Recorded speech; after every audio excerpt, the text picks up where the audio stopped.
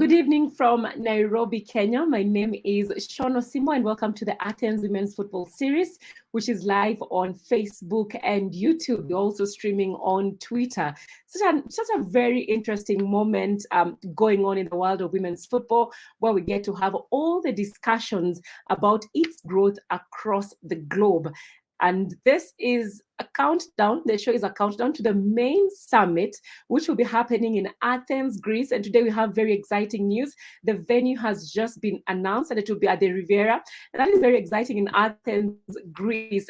And it will be held on the 22nd and 23rd of September, less than just 30 days to the event. I'm actually excited myself, and I can't wait to be just a part of this. So let's just see there on your screens. We also have an offer today, some exciting news.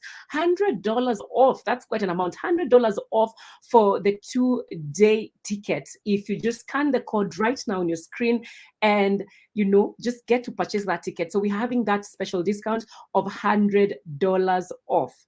So let's just continue with what we are going to discuss today, which is a very, very important topic when it comes to women footballers, when it comes to all footballers, all kind of athletes across the world. So today we'll be talking to Jenny Ko, who serves as the women's team performance and well-being coach for West Ham United.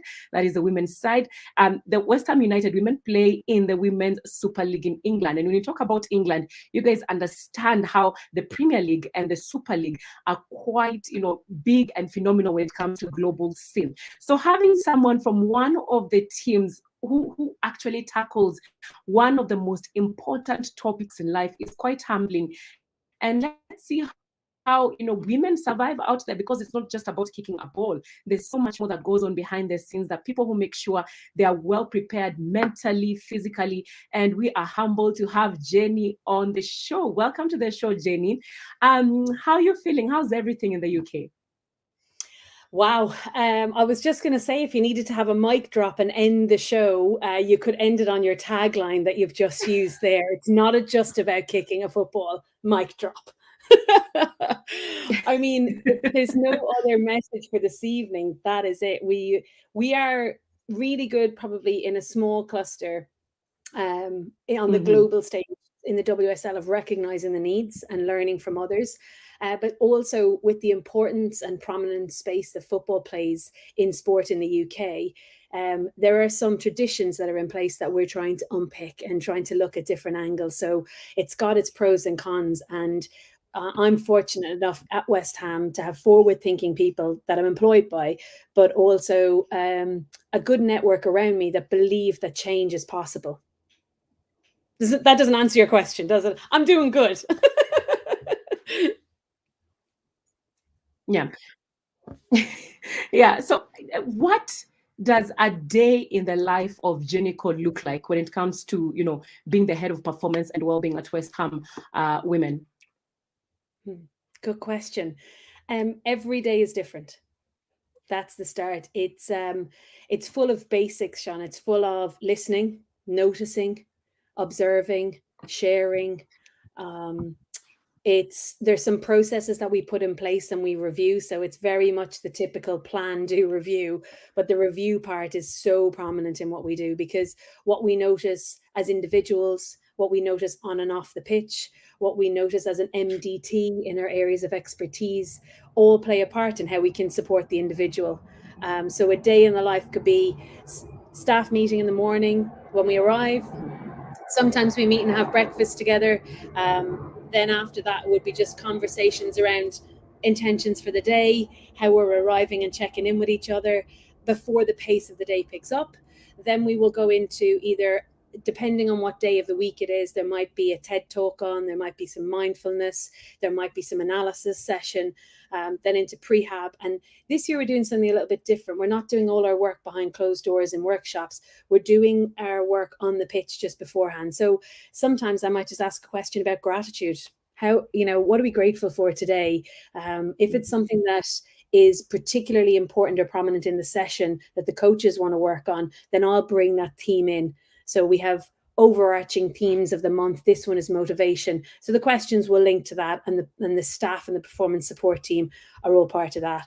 Then we might go into lunch and some individual one-to-ones with players, or more workshops on nutrition and bite-sized education. I say workshops, but it's really like a kind of a plethora of different areas that are on offer for the athletes to have a choice to kind of explore and educate themselves in. Yeah. And how has been the experience like since you got that call to or email to join West Ham United women? And how did your past experience as a female athlete, as you've talked about, and a performance analyst help you get ready for this role?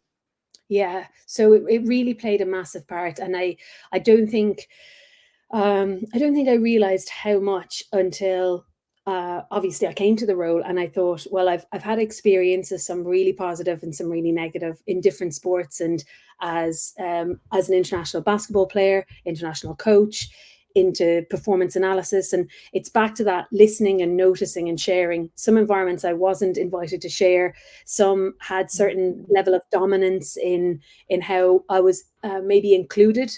So I had to fight to get my voice heard. I had to be like at the next level of precision and expertise in order to get the entry point into the conversation, to show maybe from an analysis point of view that, oh gosh, this is so important. Can we have a look at it? Or to feel kind of valued, or a sense of belonging. So all of this was playing a part of, I guess, the backpack that I arrived at West Ham with. And then it was even in my previous experience with UK coaching as a coach developer, having experienced a multitude of different sports, I got to see some of the similarities and some of the differences across 18, 90 different Olympic sports that definitely played a part in how I observed different situations, the questions I asked when people were doing something.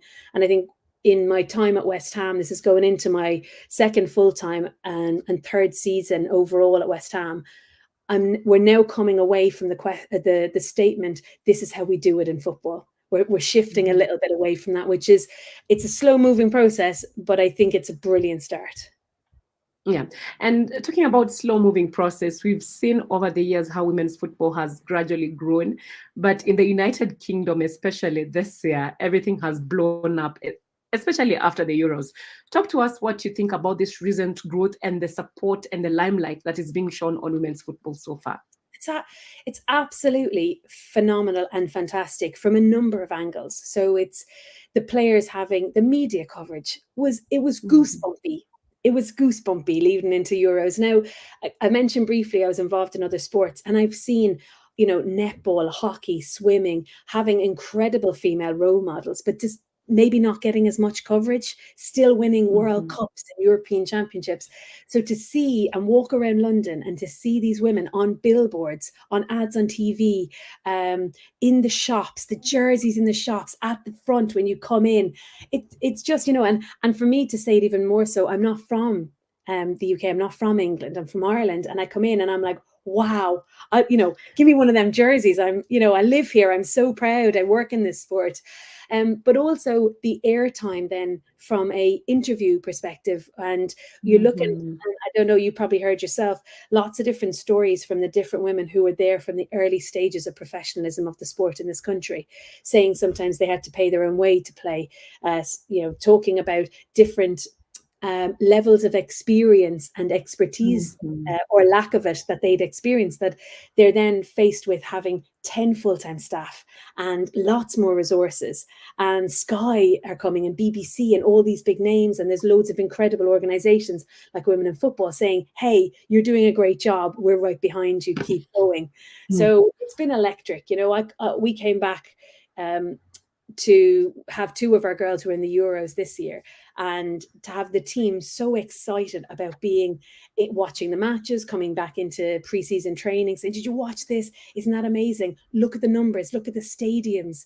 Our first game is going to be at Stamford Bridge. There will be thousands of people there. It's just so exciting. I'm sure you can feel by the energy and the smile. Yes. Yes. But I have to say the caveat part of that, Shon, is making sure that whilst the sport has amazing spotlight and we're going in this direction, that we're mindful of what it spotlights, how people are supported by different social media negativity, how they present themselves, and understand that their identity is not just as a footballer, it's as a human being, it's as a sister or a brother or a partner or wife or daughter, and all of this. So yeah, I think it's really important that the resource within the sport supports people to go forward and really enjoy this exposure. Yes, and let's go deep into that. When it comes to football, there's always the winning side, the losing side at the end of the day. So how would you define performance and well-being relating to women's football, and how important it is to teams and also clubs across, the world? Talk to us about that. I mean, I hope people have the rest of the night to talk about this. So there's two sides to me, and those are the performance and well-being. And the performance part is that I'm insanely competitive and I love to win. I love the winning, as in beating another team, winning a medal, going in football, going further up the table. I love that. But for a really long time in sport, I feel I personally experienced as an athlete and tried to not be like that as a coach, but then experienced it again in different roles in different sports, where the only way to do that was to experience the hardship. The only way to the top was to have like the really, really tough times, and the kind of, in the early days of my sport, to be to have that power dynamic and hierarchy. And so the well-being piece is just absolutely fundamental. And the phrase that I use is performance through well-being. So let's say we do have, in football, people notice winning as the beating others. We speak about winning as a role model, as overcoming adversity, as achieving smaller goals and enjoying the journey that they're on, connecting with the community. Yes, beating others. Yes, absolutely. But where the players are aware of the multitude of factors that can represent success and performance, it then becomes less of a weight on their shoulder every single day, and more of an enjoyment to be part of something that's a massive movement for women in sport, for the future of physical activity, for so many areas. So the well-being piece for me, and I'm super interested in sports psychology, and that's why I went back to do my master's in it, was to join the data collection and the analytics side of it, the technical and tactical, with the mind part, and understand that actually underneath all of that, we've got to have an environment that it supports the individual. And it isn't, and we're very strong on this at West Ham, it isn't just the person who has the problem or the issue that we need to fix. It's the environment that's evoking something in that individual that we need to be noticing and aware. So, and that could be something like the challenge part of competing, that they're reaching their threshold and they really want to push on. So we got to look at what support that individual needs, what their full profile looks like. So the well-being part of that shines through. Yeah. And when you talk about support in this day and age, do you think the women players are receiving as much as support as their male counterparts in the football world? Oh gosh, that's a good one. My immediate answer is that's a tough comparison. It's a tough comparison for a number of reasons. I think when we look at what support is, one of the things that I earmark is when somebody has a value over their head and that increases over time, then how do we support the transition? How do we support them once they're in the environment? Is it real? Like, even I can look at our own club. Is the support and provision for the men's club exponentially bigger around the different disciplines that they have on offer? Yeah, it is. But that side of the game has been established a little bit longer. The volume and money that's in that sport is different. So we are going in a really positive direction. But I still think if you strip it back, it's understanding the individual to know what support they need. So if I use that same example, there could be 10 player care people that are around one male Premier League player, but actually they may not have the right support for them. And then we could have one female athlete in our environment who says, building my self-awareness, I need this, this, and this. This is what I need on a game day. These are the people I don't need to hear from game day -1. These are the people I need for my goal setting. And actually, I've got those 4 or 5 people. So I might not need 20. So I think it's the question is it the right support? And then I would welcome more and more resource, more and more. So there's a real obvious answer in the yeah, we need more, but actually, how are we utilizing what we have? I think is a more important question. Wow. And this takes me to one of my favorite quotes of you when you're doing an interview with the BBC. And you said, as humans, we all have issues. The different levels that you play at expose those different issues. And this is, even if you are not a player, this is like day to day life. We all have things we are going through. And I do admire, when I see those women on the pitch and some of the things we have to go through behind the scenes. Last week, we had Josephine Kwan, who had to come up with an apparel to help women in their menses, just, having comfortable wear, something as small as that, how it can affect you on the pitch mentally, physically, and all that.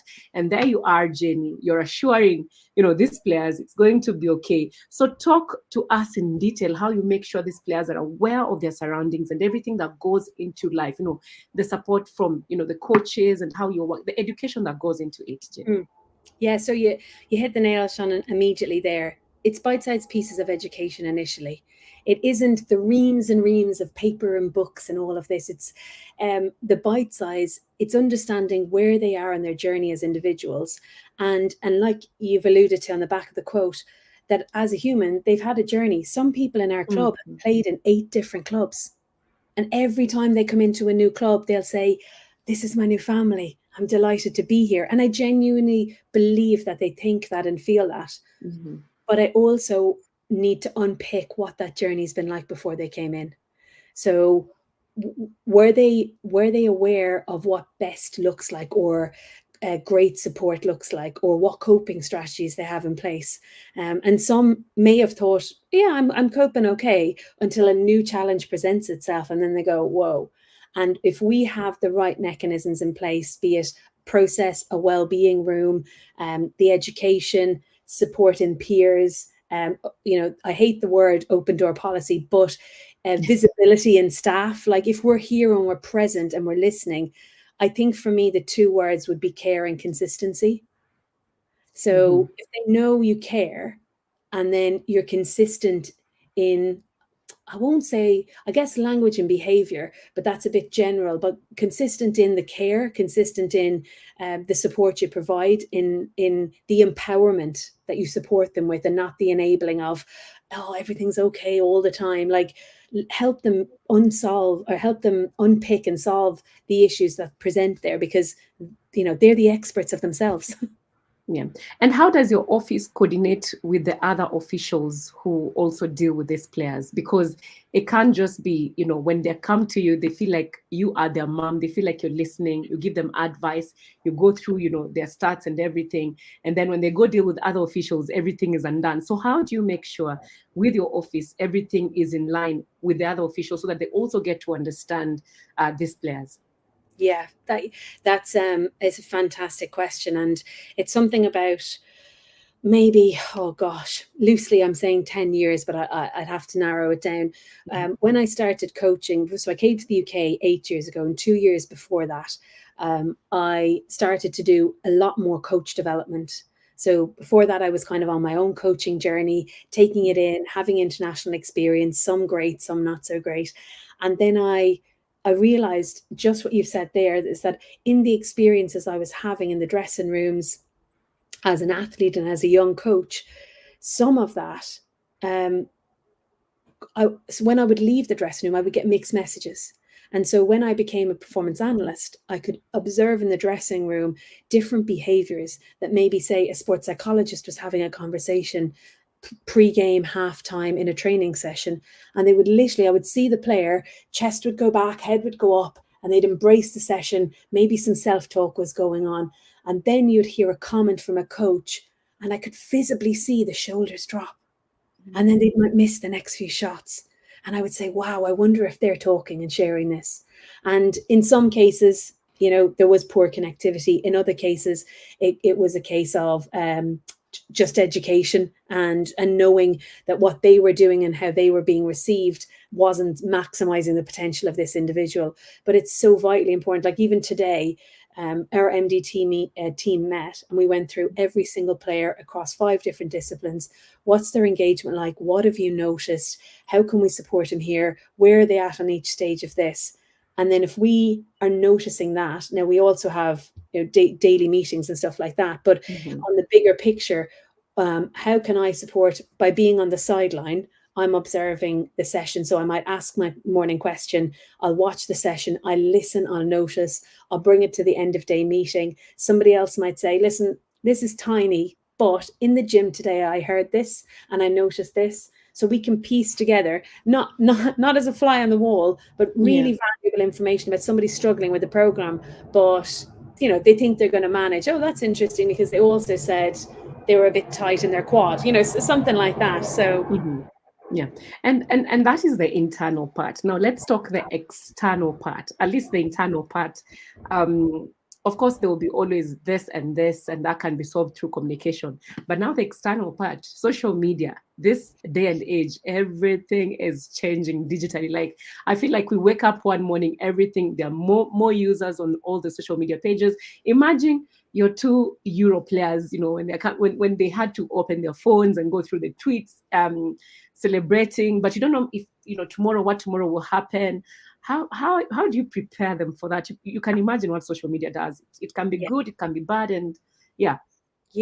It's such an important part to recognize in the season, and maybe in the early part of the season, and how we embrace it as we go into the season. So what we've done is it's kind of an individual and a group approach. So we understand what experience the individuals have and where it kind of lies on their priority list.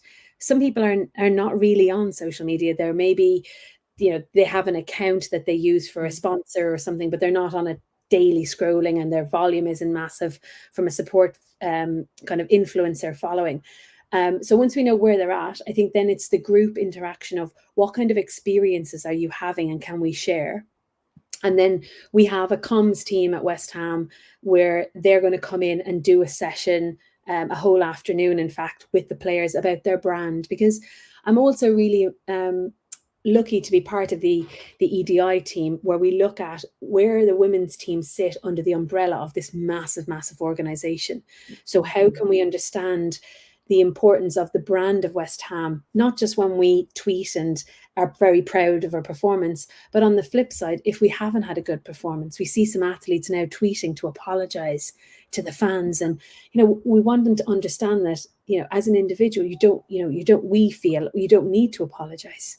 You've given your best. You have thousands of people coming to support you. They follow you. If it hasn't worked out in the day, our success measures, one of them might be to perform well and beat the other team, but there's a whole group of other ones that we don't want to miss. So those young children who are wearing your name on the back of their jersey, still engage with them at the end of a game, even though inside you're hurting because the ego's a bit damaged and the game hasn't come off the way you like to, or go and give somebody a high five who's traveled hours to be at the game, or use the experience to reflect and tweak some of your performance or support your teammates. So I think there's a social media element where the training is really important, the sharing of the experiences that people are going through, using and maximizing it for your own personal brand where they see fit is so important if they want that as well. So we want to kind of support all avenues of it. But there's a great team at West Ham, really great team that says, we can provide support to educate, but also enjoy the experience and not see social media in a negative light, because sometimes that is the light that it gets, when things go wrong. Yeah, and also still on that point on social media, which takes me to the other point, it comes down to the pressure on the mental health of this, our female players. And you have continuously advocated for the mental health of the players. Why do you think women's football should continuously put the spotlight on that specific topic when it comes to mental health and the effect on its players? Yeah, I do really advocate it. I feel really strongly because I don't think it's easy to solve the problems in this incredibly vast space of mental health, but I think it's simple things like talking and listening, which we are fortunate, a lot of us, to be able to do and to have the space to do it, that can not solve, but have people more informed and maybe more empowered to deal with it and more confidence. So I think there's a key part around recognizing that if a player, as we've seen kind of a lot in the recent initiatives that have been set up, or webinars that support people to say, hey, I really struggled when this happened to me. Oh gosh, I can relate to that. How did you deal with that? Oh, okay. And maybe I can reach out, or there's an organization or an app, or different ways for people to understand that the responsibility is at a certain line. Some of it is me, and I can hold some of that back and share some, and I can listen and talk. And then others is maybe some other people, the keyboard warriors we call them. So around the performance element linking to this, we have supported the players to find mechanisms like maybe keeping their phone in their car when they arrive to a game or before they get on a bus, having some time, but noticing what's their go-to. We have a sleep expert that we work with as well. So we look at different ways that they can be at their very best as athletes, but more so as human beings, so they can really enjoy arriving at training. It's utopian. Not every day is a good working day, but they can really enjoy arriving at training, and some small little tools and coping strategies can really go, yeah, actually, do you know what? I was having, a horrible interaction online, or I saw some sad stuff, and now I'm able to understand something a little bit better, or actually I might be in a position to support somebody. So yeah, I know I'm wandering across a number of topics there, but I think the talking and listening part is so important. And where we have a platform to do that in football, especially in the UK, I say, why not? Yeah. And just like any other career, I know you've had your fair share of challenges, just, making sure, people are ready for the game, or how they react after the game, making just sure the players are okay. Talk to us about some of the challenges you've received and how you have managed to overcome, and what keeps you going. Yeah. Wow. Oh gosh. Some of the challenges are down to language, Shon. They're down to language and behavior. I wasn't part of the football world a few years ago, and so stigma and patience. Let's throw those two words out at the moment. Stigma was from an outsider point of view, outside football, you thought, oh my gosh, it's going in this direction. It's got this spotlight. How amazing. And you go inside the sport and you go, wow, it's actually moving super fast. Is everyone okay? Is everyone okay? And I referenced a well-being room earlier. I'm really fortunate to have my role, that's split across not just the performance, but the well-being. But because well-being is in my title, it's on the agenda. We're talking about the language related to that. People are now saying, Jen, is this the right way to do this? Can we do this a better way? And I'm like, wow, okay, what do we think? And we might share. And that 5 minutes of stopping and thinking of a different way, a different angle, means that more than one person's now thinking about the well-being of the athletes. And there had definitely been some challenges around people saying over the years, yeah, we just need to do this, Jen. We just need to get this done. This is the way we're going to do it. So the patience part for me has been trying to understand where they're coming from, trying to understand what they're trying to achieve, to support them at the right moment, to seeing a different angle and a different approach to it. And in some cases, it is just kind of holding out and having the conversation separately away from the environment, because it's not conflict we're looking for. It's not like one way is better than another. Nor am I coming in with an academic research paper saying, you're wrong, and having the blame game. It's trying to understand if maybe, a TED talk from Brene Brown on vulnerability might be useful here. Mm-hmm. And some staff might go, okay, we'll have a listen to this. Or like this month, I'm sharing in the software that we use with staff and players, I'm sharing a podcast a day. So we're talking now, the topics vary, but they're getting a chance then to maybe meet in the canteen and going, oh, did you listen to it today? Or, oh, listen to that one you said the other day, Jen, when I was driving. And, stuff like that, just small little organic conversations that pick up mean that the patience and the stigma around the language and stuff is diluting. So it's the entry point to conversation. There's more of those opportunities. Behaviors, I've seen my fair share.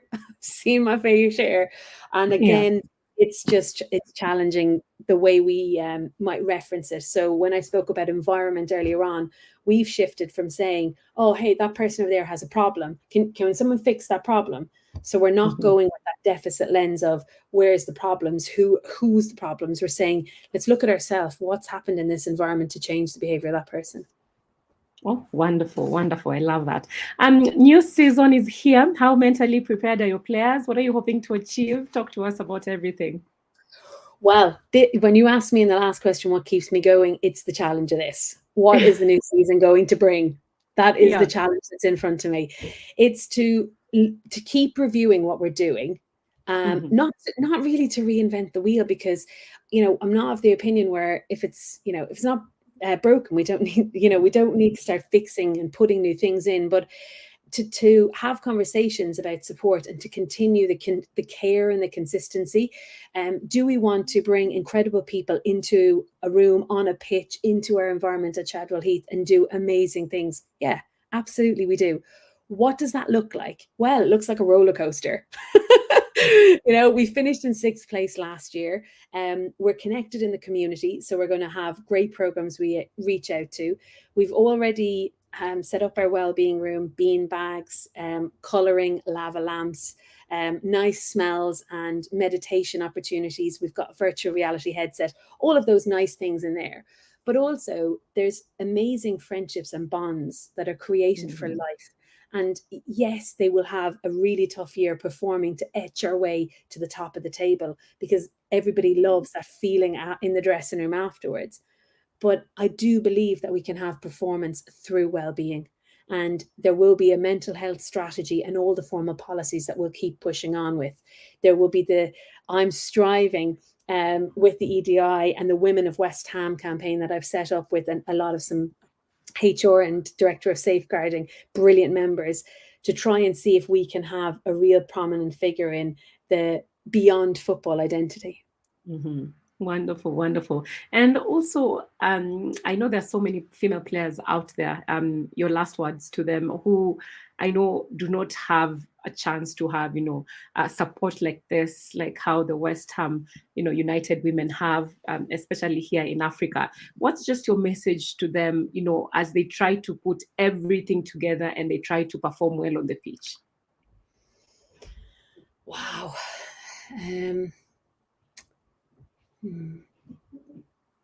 Geez, that's a really good question. I think there's a lot of different things in place. And I think when I say support, I've got to be mindful of the global span of what support looks like in each space. So I don't want to be quick and naive to answer and say, oh, go online and grab this and this resource.